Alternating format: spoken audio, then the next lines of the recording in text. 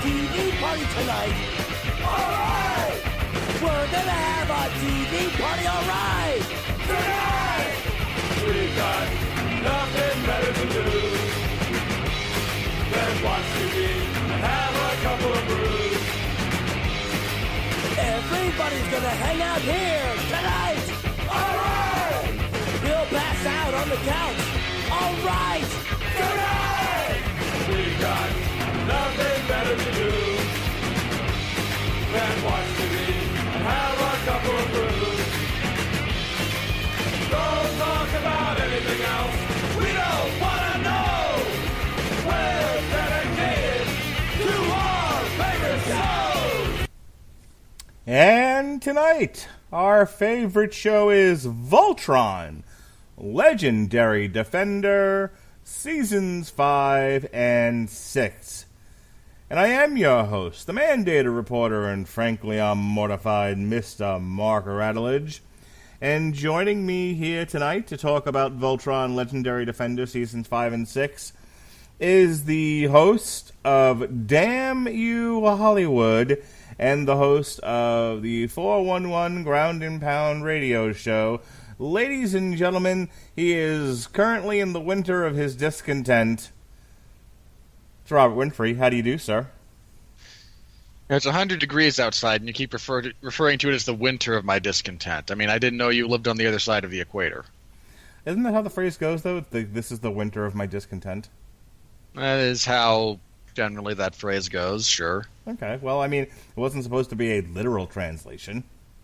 I mean, granted... instead of permafrost, it could be permasalt.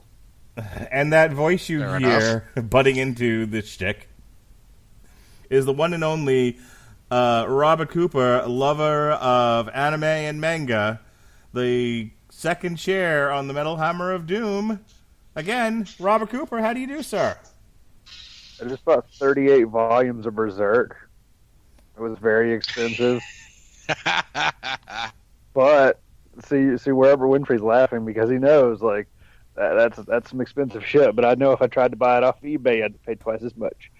There you go. What is Berserk? Berserk is a dark fantasy manga that has very giant monsters, lots of rape, and a guy with a very, very big sword. If he has to wield with only one arm. That's right, because the other one holds a secret cannon. Okay. Well, that and he lost the other one during a demon attack, but I think the prequel set, that 3 set of movies, is still available on Netflix at the moment for streaming. I actually own the original 1998 DVD set of the anime. That was also not cheap. What the fuck is with Berserk and not being cheap? A lot of people like it. They know what they can get for it. That's true. And the art's really pretty. I'm just happy the guys stopped playing World of Warcraft long enough to actually write it. All right. So, now that we all know what Berserk is, let's talk about Voltron. We last left off with seasons 3 and 4. They were short seasons, about 6 and 7 episodes apiece. And then they did the same thing with these past 2 seasons, 5 and 6. 5 had 6 episodes, 6 had 7. We're doing this just in time for Voltron Season 7 to come out, which will be August 10th. And then it's going to end with Season 8. They've already declared Season 8's the last season of all this nonsense. And both will apparently have 13 episodes, so we're going to go back to full seasons again. Wow. So let's do a quick recap. Good for them having a specific endpoint in mind. Yes. Not just It's better than just Well, dragging it like a fucking corpse. Well, Yu Hakusho. We're going to talk about this momentarily, but considering they've all but obliterated the Galra Empire, I'm not sure where is for Voltron to go. But we'll get there.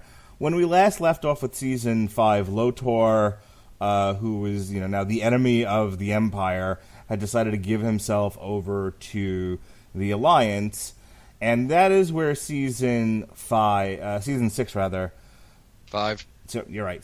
I'm confusing myself. Season 5 picks up with Lotor giving the Voltron Lions intel on how to best attack the Galra Empire and therefore, and in turn, them figuring out just how, what is Lotor's real motive here, and can he be trusted, et cetera, et cetera. That informs a lot of season 5. I don't necessarily want to go episode by episode. I think the show flows a little bit better when we sort of talk about themes. And so, just real quick, Robert, Which one?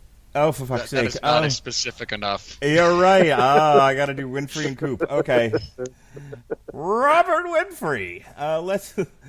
This season was mostly informed by, sort of the will they, won't they relationship between Lotor and Allura, and whether or not he could be trusted.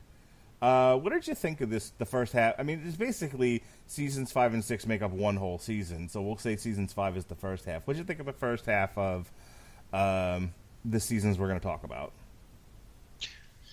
I enjoyed a lot of it, but it is also very clearly a lot of setup, which is not a bad thing, for the first half of a season necessarily to be set up for the second half, if it's good setup especially. And this is pretty good setup.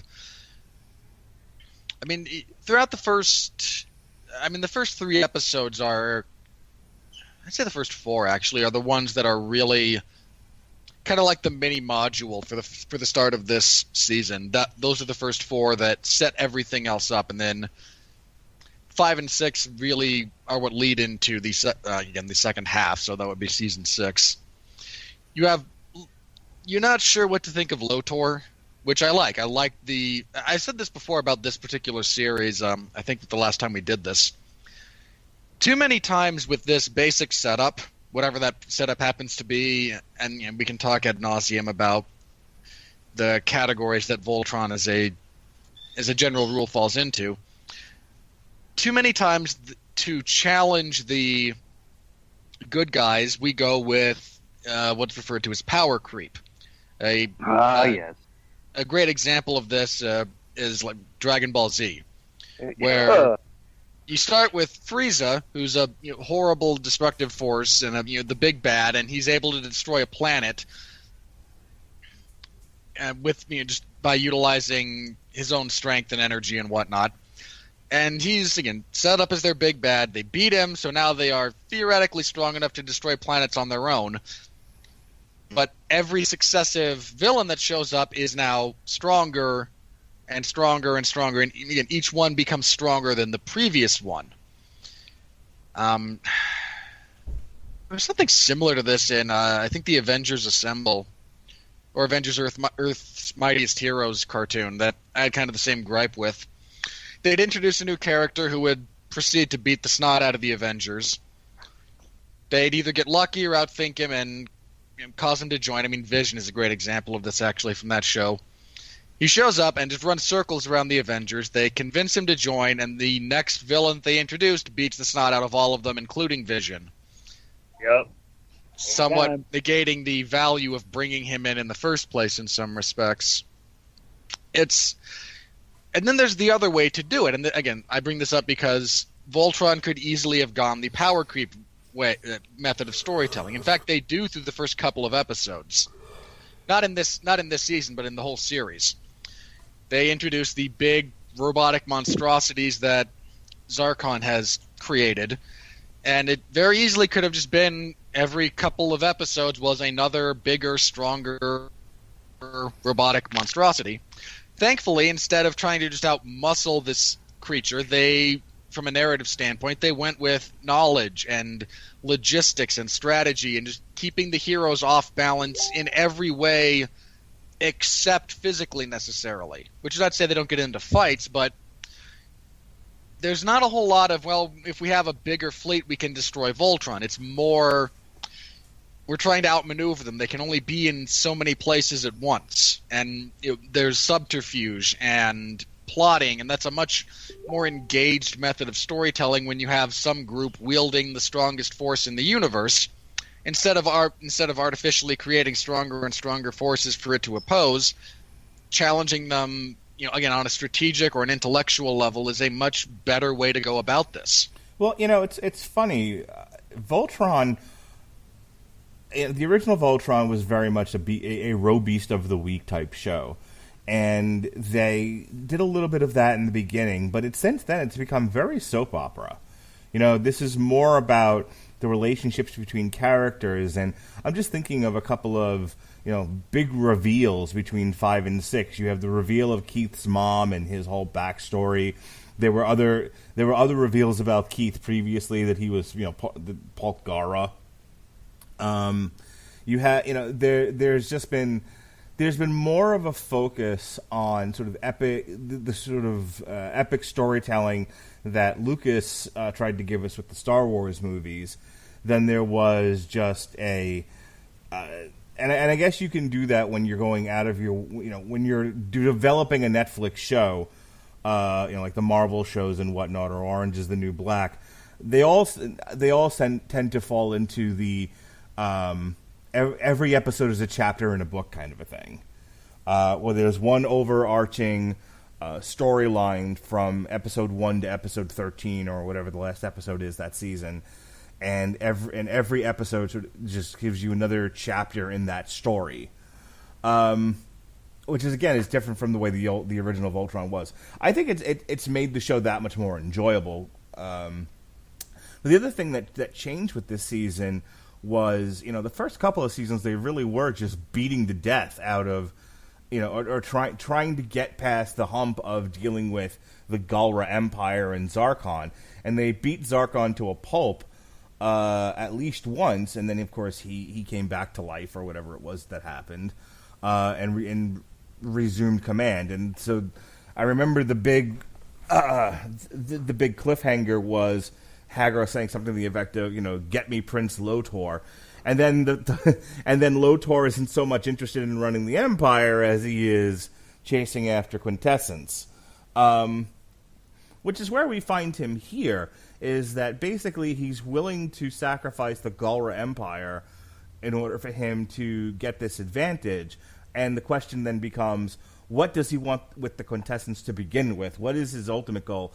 And, of course, we find out in Season 7 his ultimate goal was essentially to build another Voltron. But, and in turn, give him power over the universe.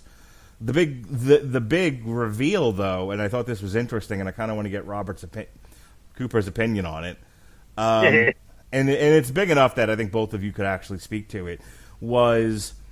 So there was a reveal at one point that Lotor was half Altean, and towards the end of the season, he's not necessarily saying, I do this for the might of the Galra Empire. He's saying, I'm doing this to rebuild the Altean culture. I'm doing this to build an Altean empire with me as its leader. And I thought that was a really interesting way to go with this, that he ultimately rejected the Galra, is still attempting to be, a demigod, but he's doing it with the Altean name. What did you think about that, Robert? Cooper? I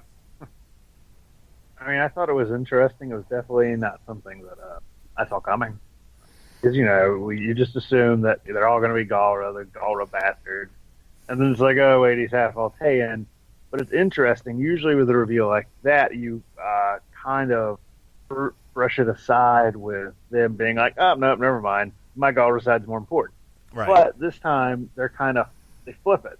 They flip the idea of it around to being that an Altean empire, which the irony then becomes, they're trying to stop them. They're trying to stop Lotor from starting an Altean empire when, technically I'm assuming that's something Laura would have always wanted, which, to rebuild a lot of the Altean culture, but he's going all about it in the wrong way. Yeah, I don't think she necessarily wanted an Altean empire. She just wanted an Altea back. She wanted her people to not be obliterated. I thought it was an interesting choice for them for them to have this character reject his Galra side when it's the Galra side that does the empire building, and and even though the Galra didn't do this, he specifically did this. Would use people as a battery for farm them for Quintessence, which that was fun. The reaction of Allura when she finds out what he's been doing to Alteans was, I mean, it's hard to really capture authentic drama, I think, in an animated show. But boy, did they do a great job with her. Don't you think, Winfree? Yeah. I mean, there's a lot of really good stuff that comes about now that Lotor's more of a character than just an obstacle we're curious about. Mm-hmm. I mean, the fact that he's the one that actually kills Zarkon in Season 5 was... I was down with that, especially the way that... I mean, I was also ready and willing to go along with Keith, sacrificing himself at the end of Season 4 instead of Lotor showing up at the end to save him, and I was on board with Pidge's father actually having died instead of being out there somewhere. Again, those are all things that I'm all for, more death and realism. And they captured a fair amount of that, despite this still being a very, kid-friendly show. And Lotor's character discussions and some of the way he goes about things are interesting. Some of his conversations with Allura throughout, especially while they're working on his version of Voltron. It's some interesting stuff. You can kind of see what he's, where he's going, even if you don't agree with him. He's not, again, this show does a really good job of not making just stock, I wish to destroy everything in the universe villains. Yeah. And Lotor is definitely in that vein still. Lotor is definitely a much more interesting villain than Zarkon. Zarkon was all about power.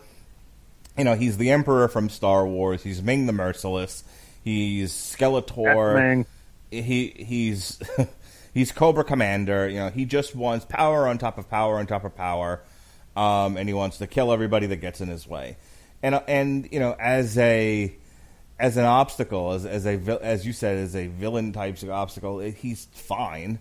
He's certainly menacing. The Galra Empire for a couple of seasons was definitely menacing enough that it was a classic wrestling thing. Everyone take a drink. Where they had this big heel that had this big long run, and you were cheering for the hero who was fighting from underneath, which was Voltron in the Alliance. But the show really does tip away from that to where they've got the Galra Empire pretty much beat. And then they just kill off Zarkon. They have Lotor end up doing it, and you're wondering what's his. Let me ask you guys, because I was suspicious of Lotor killing Zarkon. Not that I had a problem with it from a narrative point of view. I was fine with it. We were kind of done with this character. There wasn't much more they could do with Zarkon. And it was getting a little boring just to see, Voltron eternally having this rebellion against the Galra Empire. So I'm glad things switched and they went in a new direction. But that being said, when they had Zarkon doing, and they wrote it where Shiro was insisting on the prisoner trade and everything, I said, I don't believe Lotor is doing this for altruistic reasons. I think that this is part of a bigger gambit where he just needs Zarkon out of the way, and this is an opportunity that presented itself to do it. Don't you think, Winfree? Yeah, I mean, for me, and again, looking at the overall narrative structure and trying to figure out what they were going to do, it was time to move beyond Zarkon. And the question became with... it wasn't just Lotor. I think what made Lotor's setup so interesting here was that they kept Hagar around. And because if you get rid of both Zarkon and Hagar, then Lotor's screwing with them. I mean, there's no question about that. Keeping her around gives it a little bit of a, I was really interested to see if they were going to play the, sure, Lotor's a bit of a bad guy, but really look at the alternative. You can't, you're never going to completely wipe out the Galra, because not all the Galra are evil, but you need someone running that show. It's me or it's her, and look what she's doing. Yeah, sure, I may not be the nicest guy in the world, but isn't that Lotor's whole argument? Unless you're I was going to say, isn't that Lotor's whole argument which is no. I mean that's the way he presents himself, but that is not the actual argument. No. I'm saying that going forward. No. I agree with you. I'm saying that's his argument to Voltron, essentially, which the 5 lion pilots, which is essentially, look, you're never going to entirely wipe out the Galra. Better the enemy you know than the enemy you don't in charge of this, and at least I'm willing to talk peace. They may not be. Yeah, and I was willing, and again, I was curious to see if that was going to actually be his point, or if that was just the way he was presenting himself to further his own goals, both of which can be interesting, mind you.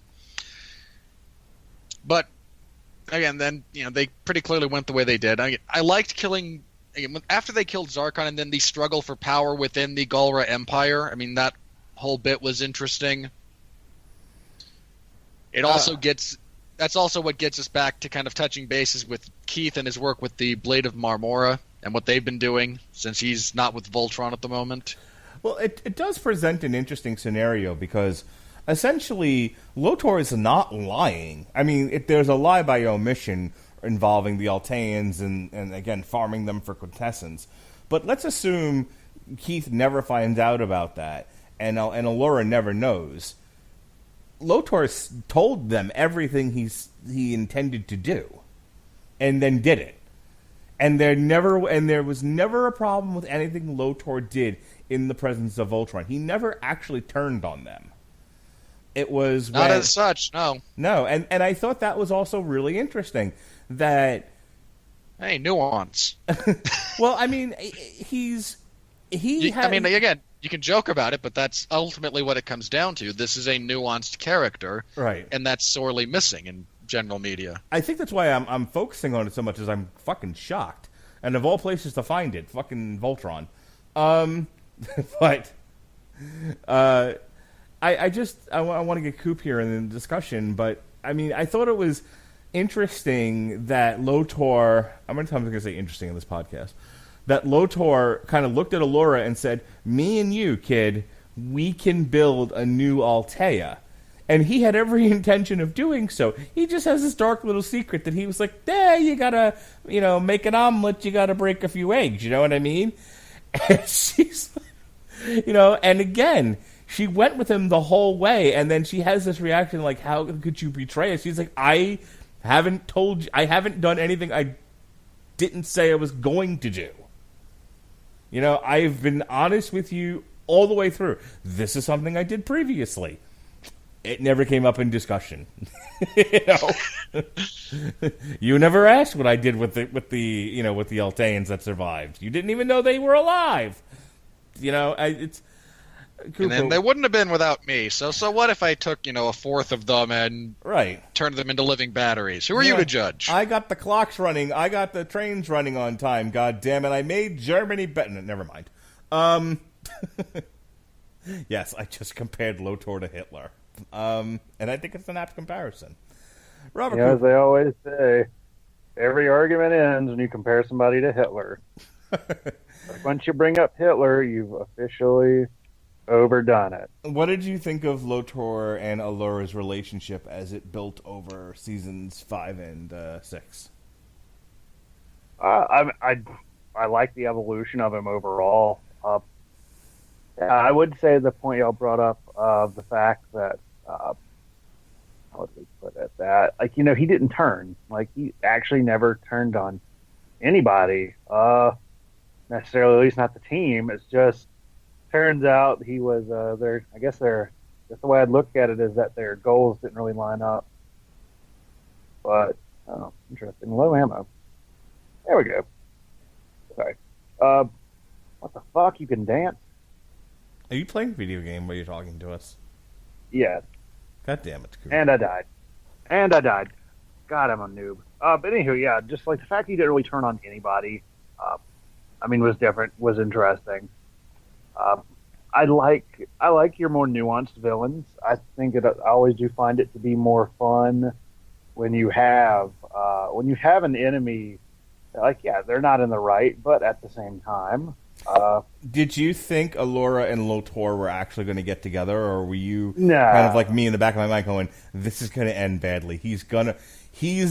I thought they were absolutely building up to him betraying her. Like, I was waiting I was absolutely waiting for, "It was me, Austin. It was me the whole time," which they did not do. It was me all along, Austin.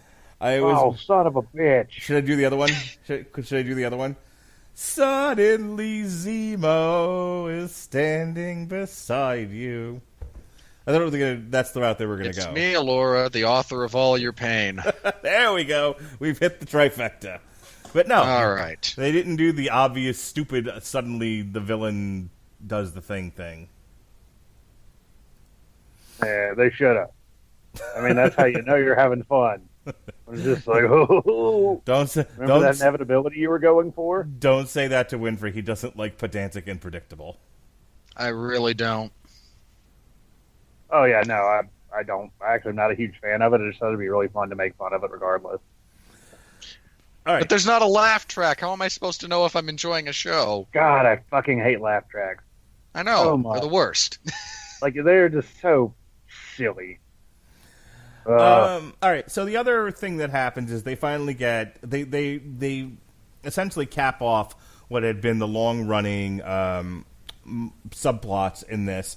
A lot of subplots actually got wrapped up this season, but they capped off the long running subplot of Pidge and her family.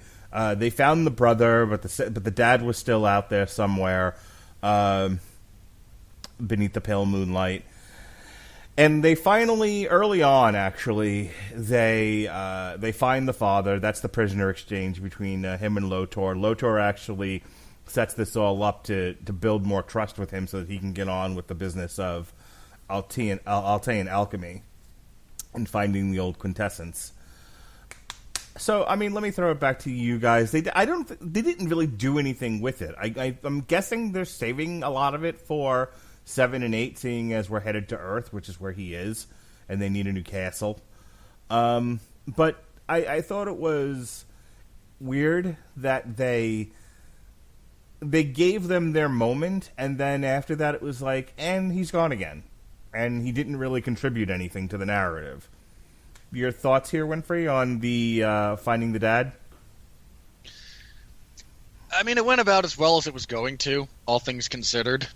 Again, I was perfectly okay with them having wrapped that up with Pidge, finding that beacon, or getting that last bit of information, showing up, and it's just a monument to and a mass grave, and just nope, sorry, he's dead.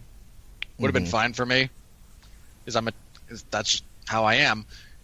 But him showing back up, I mean, they get some closure, but I actually kind of liked that they didn't turn it into. How do I say this? They didn't do anything. It wasn't over. Well, not only that, but I was okay with that because they all had. He's alive. We've reunited. Everyone gets their moment, but he has other things to do. He has commitments. He wants to go to Earth and warn them about, hey, aliens. They're a thing, and they're out there, and boy, howdy, is there a war coming. And that's what he's supposed to be doing, and Pidge is supposed to be with Voltron, and I was glad they didn't turn that into a big, but I want to go with my dad, but we didn't need to see a ton of extra extra drama around the decision about, will Pidge stay, will Pidge go type thing. Will she stay or will she go? Yeah, I liked the way it was handled in the sense that it felt realistic. There wasn't much more to it than that. At any time, did you think that they were going to write it where Pidge was going to give up the lion? I really hoped not, because I like Pidge. And realistically, had Keith been back in a more comprehensive role at that time, they could have, potentially. So I liked that not have they didn't even really leave that open as a gateway. Keith's not really there. So we don't have. We need all 5 people piloting this thing. I get the funny feeling that Keith is going to end up running the Galra Empire when it's all over. I'd be okay with that. As a resolution to things. You know, that it'll end up being him and Allura in an alliance of sorts. But, you know. After Allura gets together with Lance, sure. Nah, you think that's going to happen? I don't think they hinted at it pretty hard at the end of 6. They definitely. I mean, look, the whole season, Lance is got eyes for Allura, but I've always sort of associated Lance with the playboy, flyboy. I'm a lover, not a fighter type character, and she's the only girl for fucking miles. There's just no women around. This is a sausage fest, I tell you. And so he makes goo-goo eyes at her because she's the only pair of tits in the room. But I don't know if I'm convinced that character loves Allura. And so again, and then when she finds out about it, she kind of has that we're just friends reaction. Like I did not. For a lot of it, yeah, but then at the very end, she kind of started turning that same corner. So we'll see where it goes. I don't know if I saw it that way. I think. Oh no! Come on, she was totally making the anime goo-goo eyes at him after she heals him in the last episode. I'd have to go back and watch it again. Maybe then take my word for it. I was going to say at this point I was on an airplane and being held up for 8 hours, so I'm doing the best I can here with what I remember.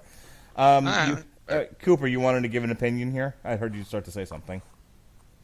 Oh no, I was just laughing at the friend zone. I was like, I feel you, friend zone. Well, I was like, you are our resident friend zone person, don't you think? I'm right about this, that Allura just sees Lance as a friend and doesn't really have romantic feelings for him, even after she finds out he does for her?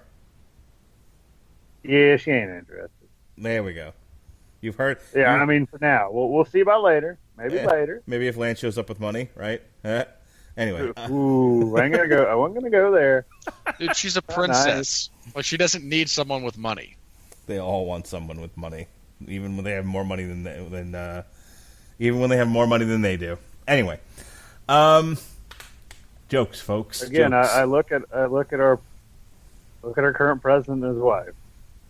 Whatever you may say about him, that man has money. A 70-year-old that looks like that does not typically get a woman that looks like that. There you go. I'm gonna say. So anywho. We were talking about Lance and Allura, Lotor and Allura. Let's talk for a minute about... we were talking about Pidge's whole subplot here with the dad. Let me stay with you, Cooper. Did you... I mean, again, they sort of ended the search for Dad. They had their moment, and then they sent Dad away. What were you? Any opinions on the matter? Did it really not strike you one way or the other? Were you wishing they had done a little bit more with the dad, or Dad contributed a little bit more to the narrative? When he showed up originally, and they were just using him as a bargaining chip, I wasn't all that surprised. Since typically, I died again. Typically with characters like that, you're going to find that they're not really going to be as important as, to the plot. They're going to be really just more people you have around for whatever the plot really needs them for. Mm-hmm. And I died again. God, I'm an idiot. Just they're just around to service the plot. I didn't really see him being, sitting around to be like somebody that shows up like a fucking Han Solo saving the day at the end of the final battle. He's just he's a guy that's there to push along the plot and, perhaps pitch in every once in a while, but really is just kind of there as just a means to an end. Well, I mean, they introduced the Blade of Mamora, and they're in a lot of episodes, and they accomplish a lot narratively. They found the brother, and the brother has actually run missions with Pidge, and became a pretty integral part of the team in the story. And then again, they keep bringing in these different characters who really do contribute in a large way to what's going on. And then they bring this character in, and it's just like, and I guess all things being equal, they're probably saving him for the next 2 seasons, seeing as the action's going to shift. Oh yeah, because they're going back to Earth for at least the next season, because that's where the plans for another castle are, and they lost theirs after they had to use it to close holes in multiple dimensions. Right. So, as a man said, welcome to Earth. Welcome to Earth. So I suspect that my need for them to do more with this character will be met next season. This is just sort of a, like, hey, we got him. He's in the place we need him to be when we need him to be there. Like, okay, cool. Keith found out that his mom's a Galra, and he met her, and he knows the truth about Lotor. Robert Winfree, what did you think of Keith's subplot in between seasons 5 and 6? I was down for it. I mean, again, he encounters his mother kind of randomly near the end of season 5. I actually liked that cliffhanger because that's the end of his, because he's been doing stuff that is not necessarily directly involving the rest of the team. So a lot of the episodes about him are him doing other stuff, and we don't even see the rest of the Team Voltron. And we end in his last appearance in season 5 is episode 5, when they just drop you the cliffhanger that no, he's with his mom now. Like, wait, what? And we cut to them, getting the Altean alchemy, and then the Omega Shield, and we don't get back to him until, and that's the first episode in season 6, and then we don't get back to him until episode 2, and I actually liked both the setup and then kind of the narrative execution of what he does with his mom for that time. Because I tend to enjoy things that mess with space-time. So having him and his mom go on a mission to figure out where they track a little bit of the quintessence that Lotor's been harvesting, and are able to locate where it's supposed to be in the region of space.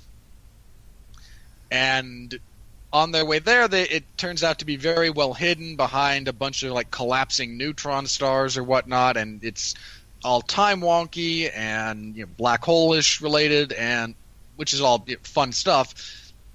And they spend a couple of years getting there. He gets a blink wolf, but time passes differently because of their relationship to the nearest densest piece of gravity. And the thing that they show us, because rather than devote an entire episode to nothing but dialogue between these two characters, there are these occasional flares from this dying star that are able to give each other glimpses into the past.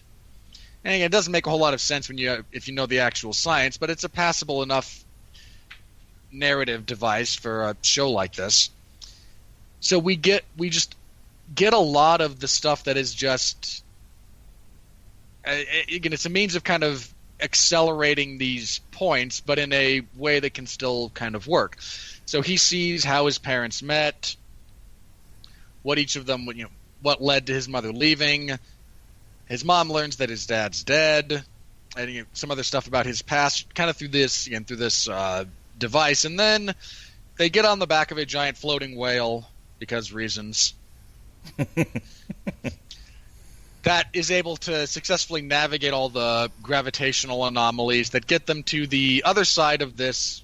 And again, it makes sense that Lotor would then put someone in this a culture that's supposed to be wiped out. If you want to protect them, you put them somewhere no one is able to access. And in this instance, having a bunch of time distortions, gravitational distortions, you're basically navigating black holes to get to this one planet that exists on the other side of them. They're going to be pretty safe. It takes a pretty extreme amount of dedication to get there. They do, but again, time has passed differently for them. In fact, when Keith shows back up, they're looking it's like Keith, but an older, more grizzled version of Keith. And then how do we know this is really Keith? And Keith just kind of walks by him. Lance, I really don't have time for this. Oh yeah, that's Keith. Yeah, that's the old X-Men bit. How do I know you're the real you? You're a dick. Yep, that's that's him, all right. I was down for it. I liked it. There's a lot of, again, really kind of low-key but not irrelevant emotional stuff that goes on with Keith and his mother, and him learning more about his past and whatnot. Somebody call it. Anyone want to take a guess as to... I mean, I kind of snidely said he'll end up running the Galra Empire by the time it's all over. But you want to take a guess as to what the payoff with Keith is going to be? What this is all leading to? Anybody? I'm not sure. It's on those... there's certain parts of the story I do find to have a hint of predictability to it, but then there's other sections towards like, well, shit, that's not what I saw coming. Like, I didn't expect them to bring our big bad from the first few seasons back after Lotor was introduced. I kind of just saw Lotor as, okay, he's going to be pretty, he's going to be pretty integral. And then they managed to kind of, I'd say they managed to do a really good job of integrating him into the overall plot and making him important. But, where they're going to end up with Keith, I'm not totally sure. It'll be interesting. It'll be interesting to see where it goes. I do feel this is a very well-written show. I'm really interested in seeing where it goes. So the Galra Empire is in tatters. There's it's fragmented, if nothing else. There's no central leadership at the moment, and those who had vied for central leadership are now dead. And Lotor, after his battle with Voltron, is now trapped dead in the water in the quintessence field, never to be heard from again until they hear from him. And until the last 3 episodes of the actual series, when he makes another hole in reality, shows back up, and we get our big climactic battle. Yeah, sure. But for the time being, the Voltron's headed towards the Earth. Presumably, the Galra will get its shit together and head towards Earth as well. My question... Well, you've still got... Again, it's still fragmented, but you've got a couple of things working in its favor. One, you do have the... What did they call themselves? The Order of Purification, or whatever. Something stupid it was. Mm-hmm. The Fires of Purification. They may as well just... I had the same issue with them that I did with the First Order. It's, no, we don't know how to tell this story, so we want to reset everything to the way it was. Well, what I was going to put out to you, and then I'll let you continue, is I have to imagine the way they set things up and the way that they talked about things between 5 and 6 was that Hagar can't necessarily take control of the Galra because she's half Altean. No, she's full Altean. She's full Altean. She's just corrupted Altean. However, she can manipulate somebody as sort of her puppet leader, and she'll basically be running things from the background, which is what I see happening. I have to imagine that part of season 7 has to be her manipulating her way into the leadership of the Galra Empire and their attack on Earth, with her sort of being, her steering the ship. One would assume. She's sort of Tony Danza with whatever monkey she's got, in the front seat for all to see. Cannonball Run. Anybody? Never seen it. Never seen it. Okay, so in the Cannonball Run, Tony Danza and somebody else are actually driving the car, but they make it look like they have a monkey chauffeur. I know the gag. Okay. That's a classic gag, but... All right, just want to make sure everyone knew what I was talking about. But that's my prediction there. I think the way that it was left is that I think Hagar tried to get Lotor to run the show, and Lotor turned his back on her because he wants to be the god of his own Altean world. And so she's like, well, fuck you and the horse you rode in on. I will find somebody else who will allow me to manipulate them and let me run the show. Any thoughts on... You were starting to say some stuff there, Winfree, so I'll let you continue. But I want to veer towards thoughts on Hagar and her ascending to shadow leadership of the Galra Empire. Well, it's not only... that's certainly part of it. The other thing is Hagar's been getting some of her memories back. It was heavily implied that both she and Zarkon lost a significant portion of who they used to be as people when they entered the quintessence field, and to bring Zarkon back to life after his... Both times they wound up bringing... Was it her the first time, and then Zarkon was... she died, Zarkon took her into the quintessence field, she came back corrupted, so did he, then he died. brought him back. So she's been regaining some of the memories about who she used to be. Mm-hmm. And that is I don't know where they're going to take that, but there's a lot of ways they could take that. She also, they kind of glossed over it, but I think it was in season 6. She winds up going to whatever that magical realm is. What was it? Orion, excuse me. And so now she also remembers the secrets of Altean alchemy as well. I mean, one would assume there's something along those lines. So there's a lot of different directions they could take her character going forward, because there's a lot of avenues they can go realistically with her, all of which could be very interesting. What do you think, Robert? Hagar? Well, again, we'll kind of have to see on that one. Oh boy, I like the way they ran that character. I like the fact that, for example, we have to, she has to kind of regain her memories to a certain extent. I know amnesia is kind of something that's played out in terms of an overall sort of narrative. Oh, amnesia's been played out since before any of us were born. In fact, it's been played out for so long I can't even remember. Yeah, that. You knew it was coming, didn't you? Mm-hmm. You were just waiting. There's a similar. I had amnesia, but then I forgot. Like, I knew it was coming, but I forgot about it. Now the old joke about I had amnesia, but I forgot. So then, wait, Yeah. do you still remember, or do you not remember? How does that work? Oh, team. So anyway, we were talking about Hagar there for a second. That's going to sound really awkward. So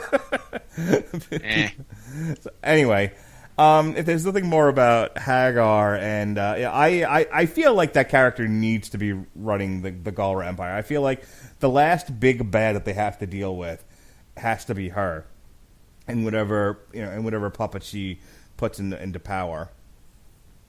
That's the most logical course of action, but I wouldn't put it past them to do something completely different, but have it still work. This is an incredibly well-written show, as we've touched on in the past. I also need there to be at least one episode where she sends a horde of robeasts, just a dozens of robeasts down on Earth, and they all start like attacking cities, and and Voltron's the only mech around, and to deal with all of these. Essentially, like kaiju. I essentially want Pacific Rim to happen. That's what I need. I need a Pacific Rim episode. But what if you want Atlantic Rim? Jesus, you know what I'm talking about. I need Robeast as kaiju, just running around the planet, destroying cities, and Voltron being like overworked. Because if you think about like some of the Robeasts from the first season or so. I mean, those were they were not easy to take out, especially the one that had like a zillion eyes and all the tentacles.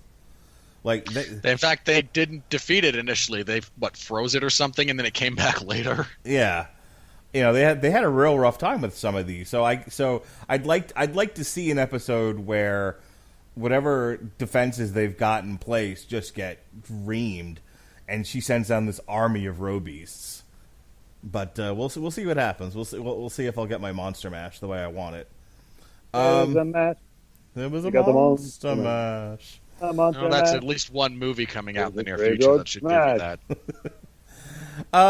Last thing I want to touch on, and then we'll start to close out here, is Shiro. Shiro died, and his consciousness went into the Black Lion, and then Hagar created a clone that she could see through. A bunch of clones that she could see through, and used it to spy on Voltron. Here's my problem with that. You would have thought that if she could spy on Voltron through Shiro's eyes, they'd have had better plans to defend themselves against all these attacks that they went on. Like, as soon as that happened, there shouldn't have been a successful attack, no? That depends on what you're willing to sacrifice so that they don't know you've got eyes into their camp. Nah. I I forget the other, because that same thing has been used to test where the morality is for heroes all the time. We've got a spy in the enemy camp. He's giving us information. Okay, they're going to attack this location and people are going to die. Yeah, but there's nothing there. Like, sure, people will die, but this isn't critical information. And if we start preemptively stopping them, they're going to know something's up. Are we really willing to risk our source of information this early for something this essentially trivial? And then you have of course, you at that point get the person who's like, no, but there's lives. We must act. No, and the person playing the longer game. But then ultimately, ultimately they then have to blame Hagar for Zarkon being killed, because she surely would have known through Shiro's eyes that he was giving Lotor the Bayard, and that that the jig was going to be up, and that this wasn't going to go down. Lotor wasn't going down willingly. That he was going to fight. Alternatively, she thought Zarkon could defeat him. And fine, let's just get that out of the way. She thinks, oh, well, we know Lotor will have the Bayard. We know he's going to fight, but I'm sure Zarkon will kick his ass anyway. So we'll just kind of let it play itself out, and that way we don't give up our spy. I guess that's an awfully large bet, but I'm not going to say it's an unreasonable thought. I just kick his ass. I mean, and here's the other thing about that. She does have to be actively looking through his eyes. There is no passive repository for all of the information he gives. It's an active thing. She can only see what he's seeing when she actively tunes in, looks through him. So again, it's also relatively possible that she was preoccupied doing other things because she doesn't know what Voltron's doing at any given point in time, unless she's actively trying to control Shiro. And she has other things to do. She can't just sit there and watch the Shiro vision all the time. The other thing is, if you're able, I guess she wasn't really able to control him, at least not until towards the end. But I was just saying, if she had control over him, earlier on, why not just make him slit everyone's throat in the middle of the night, and that's the end of your Voltron problem? I don't know. I imagine it's. I haven't watched season 5 in too long for me to necessarily remember all the nuances of it. I'm just throwing some ideas out. I wasn't in love with this idea. Let me put it like this. Hello. It takes a concentrated amount of effort on her part to override Shiro's personality when she does. It could very well be that at that point in time, convincing him to kill everyone in their sleep was just not something his conditioning would. I mean, it's like hypnosis. The old joke. The reality of hypnosis is you can't make someone do something they don't want to do to begin with. It's not a cure-all. It's not. I cannot turn you into an assassin for hire unless that was in your personality to begin with. So it might have just been, and there were external logistics as well. It might have been that was just the right time to have him turn so that they could get Lotor, and she could then manipulate him in some fashion, and they could get the lions out of the way at the same time, and everything just kind of came together at that moment. So. I don't know. I see your point, and it's a valid one. I suppose what I like about the way that, and this goes to the series as a whole, is there's enough unknowns on several parties. In this case, again, what Hagar's doing at any given point in time, that I'm prepared to give a little bit of the benefit of the doubt to why things didn't play out differently, because we just don't know. Yeah, we don't have perfect information, and that's all fair. It was just some stuff that I was thinking about as the series was running. I'm like, if you've got this much control over that character, I don't understand how they've succeeded for as long as they have. Robert, they capped off. I think Shiro allegedly dies in season 2 or 3. I can't remember which one. So this has been a long running thing with Hagar having controlled Shiro. What did you think to them ending that subplot?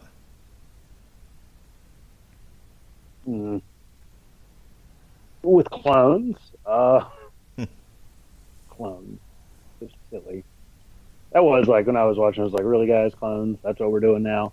I mean, they are going to have to eventually kind of wrap up most years' subplots. So, I mean, wrapping up something like that with, I would say, an ending that would that does favor the fans. I'm sure it's probably a very very popular character. So, I mean, I don't mind it. Letting a popular character live on, and now he's going to have a boyfriend next season. I mean, yeah, that pretty much goes right towards the fan base. I wish they maybe would have come up with something better, but then again, I guess if you're going to actually make sure he died, clones is the next best thing you got. Wait, as what? silly as it sounds. You said Shiro's going to have a boyfriend? Mm-hmm. They've already announced it. Oh, okay. I was not aware. I don't care. I'm not. It's fine if I don't get all bent out of shape when someone's gay on a show. I mean, whatever. I just had no idea. I looked as far as to see when the next 2 seasons were coming out, and that's about all I looked into. With Actually, I just stumbled upon it this time. I was I'd heard about it earlier, and then I saw something about it today, and I was like, oh, okay, cool. All right, that's interesting. Overall, I really enjoyed seasons 5 and 6. I of course, there's always one, Voltron goes to the mall episode, and in this particular case, it was the D&D one, which I got a kick out of. Great. He doesn't love D&D. Especially if you've played D&D, that was a really funny episode. It is, and I have. You're a paladin again? Yeah, what's better than being a paladin? You're a paladin in real life. That's good stuff. I also loved, honestly, like, the biggest key, the biggest, they gave away the biggest, like, Dungeon Master secret in that episode. At the end, when he says, no, just wait until he tells Shiro, just wait until you find out who the wizard was getting their power from. You might have a chance to avenge your master after all. He looks at him and goes, but I just made that up. You can't possibly have known that. It's like, yeah, it's all made up, man. not just the story, not just, not in the sense that it's fake, but it's all improv. Like, yeah. No, it's not written out. I don't remember if there was a Voltron Goes to the Mall episode in season 5. I'm kind of looking through it. You had the prisoner, there was blood duel, post-mortem. No, well, 5 was only 6 episodes long. Yeah, and the others have all. Excuse me, 5 was only 6, and the others that have been able to sneak one of those in have been 7. Right. Because I think if you looked at season 4, they didn't have one of those either. Yeah. All right. So I'm looking forward to the next 2 seasons. Of course, season 7 is debuts August 10th, and then season 8, which will be the final season of Voltron, will be sometime later. As far as when we're going to get to it, I mean, August 10th is right around the corner. It's a couple of Fridays from when we're recording this. And we have got just a packed schedule. So, I mean, I don't know. You get for scheduling like 10 years ahead of time. Shut up. And so I don't particularly want to do things on Thursdays if I don't have to. So we probably won't get to Voltron, even though it's now, like I said, this next grouping is going to be 13 episodes. From what I can see. Yeah, the August 10th one is 13. So we'll have to do season 7 all by itself, and then season 8 all by itself, as opposed to combining the 2. Yeah, there's a bunch of. We talked a little bit about this before, but there's a bunch of movies that we can happily scrap. So we probably won't get to Voltron until next year. I mean, I'll see when they're going to release season 8. But I don't know. Do you guys want to do it? Do you guys want to try to get it in closer to when it debuts, or wait until whenever? Hey, look, if it means I get out of some stupid movie, I'm all for it. Oh, for waiting till January? I mean, again, like, there's just so much stupid stuff that's left. I mean, you could cut what's one of the December, like the early December movies that nobody wants to see, but you put on the schedule anyway. Robin Hood. Not sure, Robin Hood or Mary Poppins or something like that. That we could easily Robin scrap. Hood movie looks silly. Oh, it looks so bad. All right. Well, I know everyone loves it when we schedule things on the actual podcast. So why don't we talk about this off air? We'll figure it out. In the meantime, go ahead, Robert Cooper, plug your stuff here, and we'll get out. We'll get out of here. This podcast is one of them. I'm sorry, not this podcast. I'm so used to doing the other podcast. The Metal Hammer of Doom. I'm on there occasionally. I was totally going to be on there last week. I had a hot date. It was cool. He's a good 6'1", so that was interesting. Yeah. So I was like, oh, sound. All right, cool. I'm not doing any follow up to your crazy dating stories. I want to get out of here. You tell me this is the wrong podcast for that. This is the wrong podcast for this, and this is the wrong time for any of that. We don't do that during plugs. Oh, I'm always full of bullshit. Ugh. Anywho, yeah. See, look at that. That is disgust. That's pure disgust. Anywho, Metal Hammer of Doom. It's a thing. I'm on there. Then we got what's after that? Oh yeah, the W2Mnet.com. John Garmer, he's my buddy. It's totally his website. He writes and shit. Yeah. Then that's pretty much it. All right. Go ahead, Robert Winfree. All right. You can find me most Tuesdays in this time slot hosting Damn You Hollywood, where Mark makes me watch terrible movies. We talk about them. We talk about how critics are terrible at their jobs. We need to apologize to The Rock. Skyscraper wasn't any good. Well, Skyscraper came out in China and was the #1 movie in China and is the #1 movie worldwide, consequently, for the last weekend. So apologies to The Rock for calling Skyscraper a flop. This Tuesday, in fact, we will be reviewing Mission Impossible Fallout, which I imagine I will be the only person saying is terrible. Haven't seen it yet, mind you. So let me be clear about this. If it's good, I'll say it's good. If I think it's bad and everyone else thinks it's good, I'm willing to die on that hill. I have been in the past. I will be in the future. I expect Plus, nothing less. Henry Cavill's shirt magically sprouting pockets. Oh. Have you guys not seen that jump cut? Oh, it's hilarious. Yeah.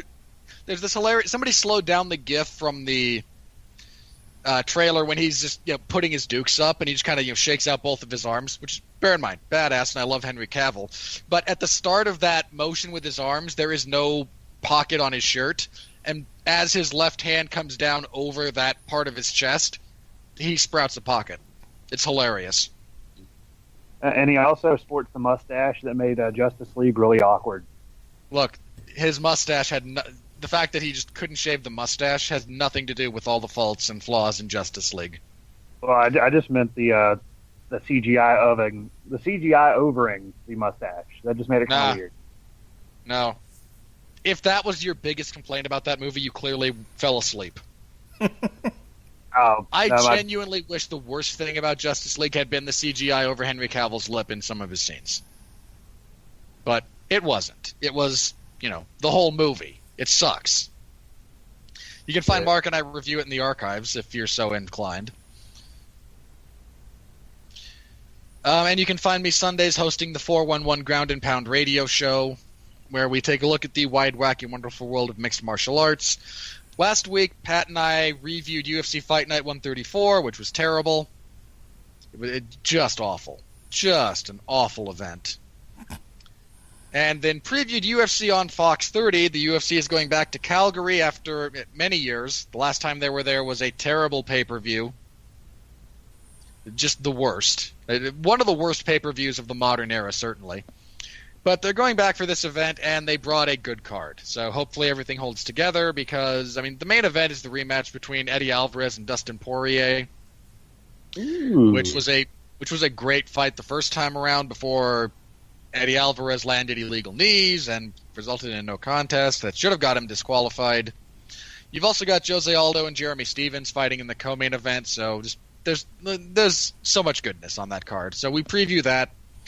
And this coming Sunday, we will review that card and preview UFC 227, which is a hardcore fan's delight that will sell less than 350,000 pay-per-views because your top two fights are rematches for the bantamweight and flyweight title, respectively. So tune in for that. Should be a lot of fun. All right, folks. That's it for me. You can. That's actually the last show for this week. We got a light week because I'm going to Dave Matthews tomorrow. But next week,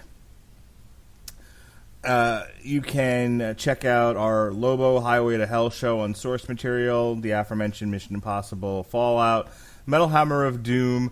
We'll be reviewing D. Snyder's For the Love of Metal. Hopefully Robert Cooper will be able to join us for that. And then we'll have to make up for this week, we'll have a fourth show. I'm going to work the occasional fourth day. Sean Comer and I will be reviewing Glow Season 2. That came out earlier this month. We're finally going to get to it on August 2nd. If you're looking for stuff in the archive, the Source Material show that went up yesterday, we looked at a pair of comics that just came out. Nick Spencer's Amazing Spider-Man, which I compared to a Disney XD comic. And Tom King's Batman number 50, which was The Wedding, where I screamed and yelled for 45 minutes about how it wasn't believable that Catwoman would leave him at the altar. All right, so with that being said, check out our next TV party tonight when we have one. Be well, be safe, and behave.